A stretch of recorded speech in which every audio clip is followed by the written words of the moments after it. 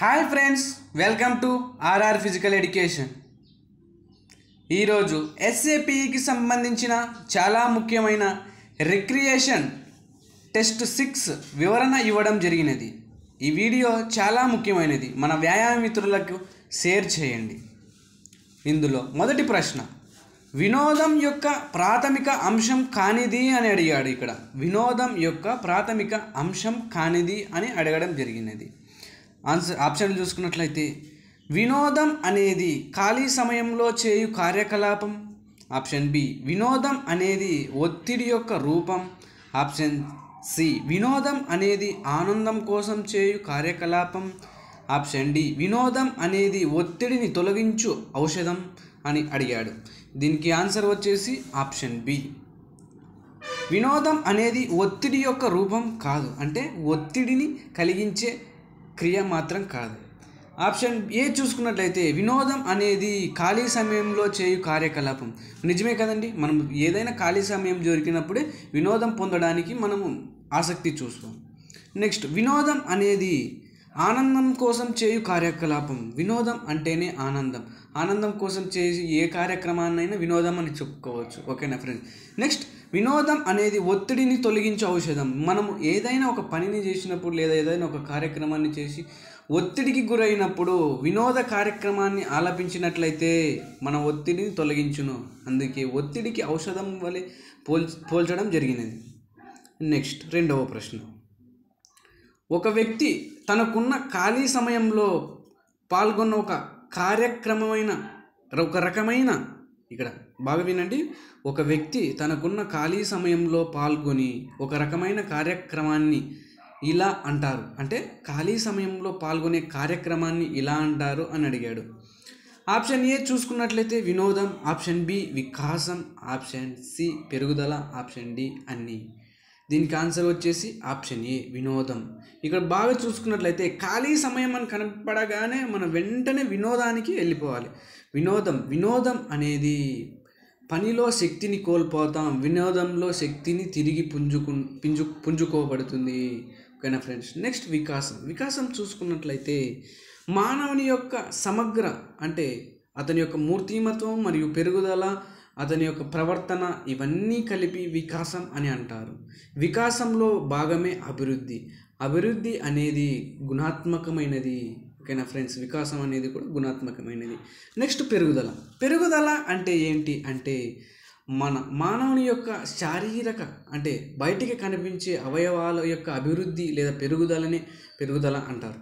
అంటే భౌతికంగా మన కంటికి కనిపించే ఏదైనా ఒక్క మాటలో చెప్పాలంటే కొలవదగినది అని చెప్పవచ్చు. నెక్స్ట్, ఘనాత్మకమైనది అంటే లెక్కించదగినది, ఏదైనా కూడా పెరుగుదల కిందకి వస్తుంది. ఓకేనా ఫ్రెండ్స్. మూడవ ప్రశ్న, వినోదానికి సంబంధించని అంశం గుర్తించండి. అంటే వినోదానికి సంబంధం లేని దాన్ని గుర్తించమని అడుగుతున్నాడు. వినోదం అంటే స్వచ్ఛందంగా పాల్గొనడం. ఆప్షన్ బి చూసుకున్నట్లయితే వినోదం అంటే సామాజిక ఆమోదించబడిన విశ్రాంతి. ఆప్షన్ సి చూసుకున్నట్లయితే వినోదం అంటే తక్షణ సంతృప్తిని ఇచ్చే కార్యకలాపం. ఆప్షన్ డి చూసుకున్నట్లయితే పైవేవి కాదు. దీనికి ఆన్సర్ వచ్చేసి పైవేవి కాదు, ఆప్షన్ డి. ఓకేనా ఫ్రెండ్స్.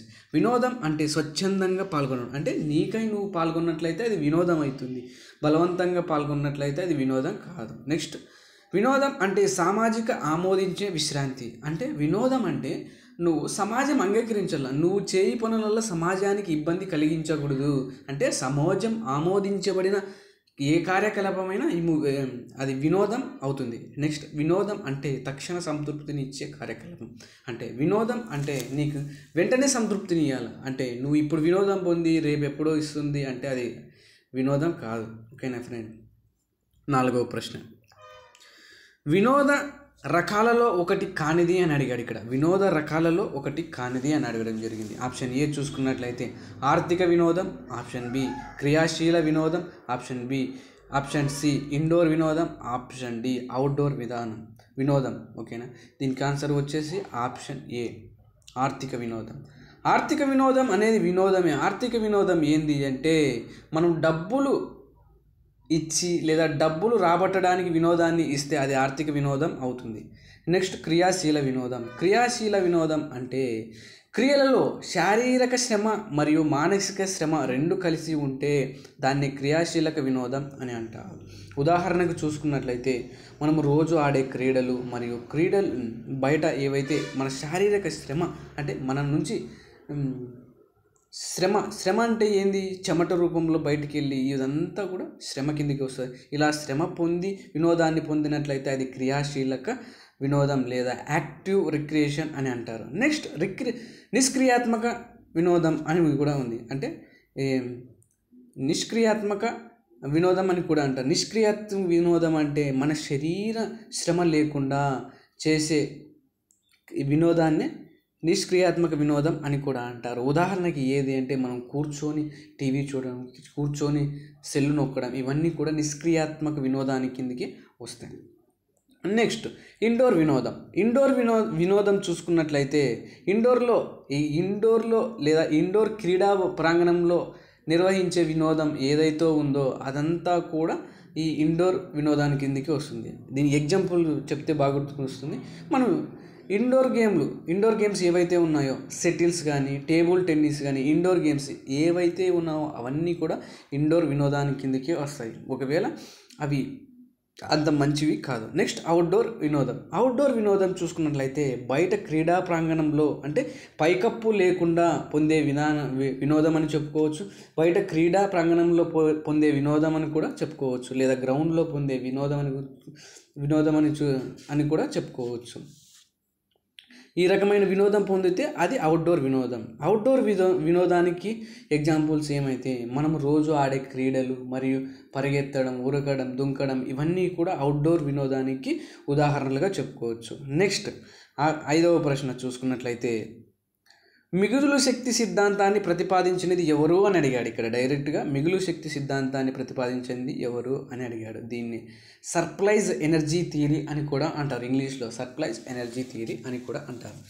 ఆప్షన్ ఏ చూసుకున్నట్లయితే Aristotle, option B Spencer, option D John Dewey, option D JP Thomas. దీనికి ఆన్సర్ వచ్చేసి option B Spencer. Schiller and Spencer అనే ఇద్దరు వ్యక్తులు ఈ మిగులు శక్తి సిద్ధాంతాన్ని లేదా సర్ప్రైజ్ ఎనర్జీ థియరీని ప్రతిపాదించడం జరిగింది. ఈ స్పెన్సర్ మరియు షిల్లర్ అనే ఒక నిర్వచనం ఇవ్వడం జరిగింది. వీరిద్దరు కలిసి ఒక నిర్వచనం ఇవ్వడం జరిగింది. ఆ నిర్వచనం ఏది అంటే క్రీడ అనేది అదనపు శక్తి యొక్క ఫలితాన్ని చూపిస్తుంది. అంటే క్రీడ అనేది అదనపు శక్తి యొక్క ఫలితాన్ని చూపించేది ఏది అంటే వినోదం అని ఒక నిర్వచనం ఇవ్వడం జరిగింది. చాలా చాలా ఇంపార్టెంట్. నెక్స్ట్ అరిస్టాటిల్ చూసుకున్నట్లయితే ఏ సిద్ధాంతాన్ని ప్రతిపాదించారో కామెంట్ రూపంలో తెలియజేయండి. ఈయన ఒక నిర్వచనం ఇవ్వడం జరిగింది. నిర్వచనం వచ్చేసి అరిస్టాటిల్ ఇచ్చిన ఈ నిర్వచనం వచ్చేసి అణచివేయబడిన భావోద్వేగాలు బయటకు తీయడమే వినోదం అని చెప్పడం జరిగింది. అంటే అణచివేయబడిన భావోద్వేగాలు, మనలో ఉన్న అణచివేయని భావోద్వేగాలను బయటకు తీయడమే వినోదం అని చెప్పిన వ్యక్తి ఎవరు అంటే అరిస్టాటిల్ అని చెప్పుకోవచ్చు. నెక్స్ట్ జాన్ డూయి ఏ సిద్ధాంతాన్ని ప్రతిపాదించాడో కామెంట్ రూపంలో తెలియజేయండి ఫ్రెండ్స్ ఖచ్చితంగా. నెక్స్ట్ 6వ ప్రశ్న చూసుకున్నట్లయితే ఇన్స్టెంట్ థియరీ ప్రతిపాదించినది ఎవరు అని అడిగారు. అడగడం జరిగింది. నెక్స్ట్ ఆప్షన్ ఏ చూసుకున్నట్లయితే McDougall, option B Karl Groos, option D Patricks, option D పైవన్నీ. దీనికి ఆన్సర్ వచ్చేసి ఆప్షన్ ఏ మెక్డాగల్ అనేది ఇన్స్టెంట్ థియరీ ప్రతిపాదించింది ఎవరు అంటే మెక్డాగల్ అనే వ్యక్తి ఒక అమూల్యమైన నిర్వచనం ఇచ్చాడు. జీవులు తమ సహజమైన ప్రవర్తనను సాధన చేయడానికి మరియు మెరుగుపరచడానికి క్రీడలు అవసరమని చెప్పాడు. జీవులు తమ సహజమైన ప్రవర్తనను సాధన చేయడానికి మరియు మెరుగుపరచడానికి క్రీడ అవసరమని చెప్పడం జరిగింది. ఓకేనా ఫ్రెండ్స్. నెక్స్ట్ కార్ల్ గ్రూస్ ప్రతిపాదించిన సిద్ధాంతం ఏది అంటే రిక్రియేషన్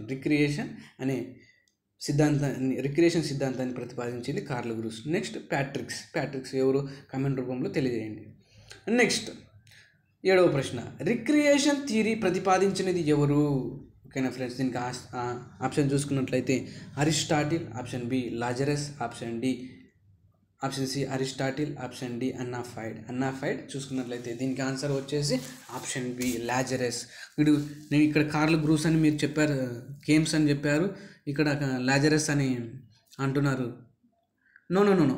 ఓకే ఫ్రెండ్స్, ఇది 6వ ప్రశ్న ఒకసారి చూసుకున్నట్లయితే కార్ల్ గ్రూస్ అనే వ్యక్తి యాంటిసిపేషన్ థియరీ ప్రతిపాదించడం జరిగింది. రాంగ్గా చెప్పడం జరిగింది. యాంటిసిపేషన్ థియరీని ప్రతిపాదించింది కార్ల్ గ్రూస్. ఇక్కడ ఈ రిక్రియేషన్ థియరీని ప్రతిపాదించింది లేడ్ కామ్స్ మరియు లాజరస్ అనే వ్యక్తి ఇద్దరు కూడా ప్రతిపాదించడం జరిగింది. నెక్స్ట్ అరిస్టాటిల్ ఏ సిద్ధాంతాన్ని ప్రతిపాదించారో మీకు తెలుసు. నెక్స్ట్ 8వ ప్రశ్న, క్యాథటిక్ థియరీ ప్రతిపాదించినది ఎవరు? Option B Schiller, option D Aristotle, option B Dougall, option D John Dewey. దీనికి ఆన్సర్ వచ్చేసి ఆప్షన్ బి అరిస్టాటిల్. కేథటిక్ థియరీని ప్రతిపాదించింది అరిస్టాటిల్.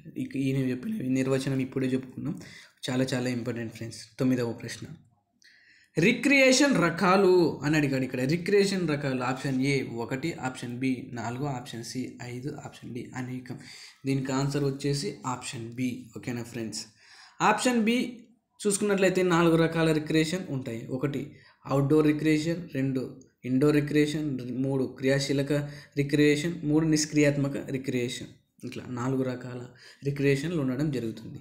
నెక్స్ట్ 10వ ప్రశ్న, ఇది చాలా చాలా అందరికీ చాలా డౌట్ని కలిగించింది. రిక్రియేషన్ అనే పదం అని అడిగాను. ఇక్కడ రిక్రియేషన్ అనే పదం లాటిన్ భాషా పదమా, లేదా ఇంగ్లీష్ భాషా పదమా, లేదా సంస్కృత భాషా పదమా, లేదా గ్రీకు భాషా పదమా? దీనికి ఆన్సర్ వచ్చేసి ఆప్షన్ బి ఇంగ్లీష్ భాషా పదం. ఎందుకంటే రిక్రియేషన్ అనేది ఇంగ్లీష్ భాషా పదం, రిక్రేర్ అనే లాటిన్ భాషా పదం నుంచి ఆ రిక్రియేషన్ అనే పదం తీసుకోవడం జరిగింది. ఇక్కడ రిక్రియేషన్ అనే పదం అని అడిగాడు నేను, అందరూ లాటిన్ అని పెట్టారు. దీనికి ఆన్సర్ వచ్చేసి ఆప్షన్ బి ఇంగ్లీష్ పదం. అంటే రిక్రియేర్ అనే లాటిన్ భాషా పదం నుంచి ఉద్భవించడం జరిగింది. Okay, thank you friends. ఈ వీడియో నచ్చినట్లయితే మన వ్యాయామ మిత్రులకు షేర్ చేయండి.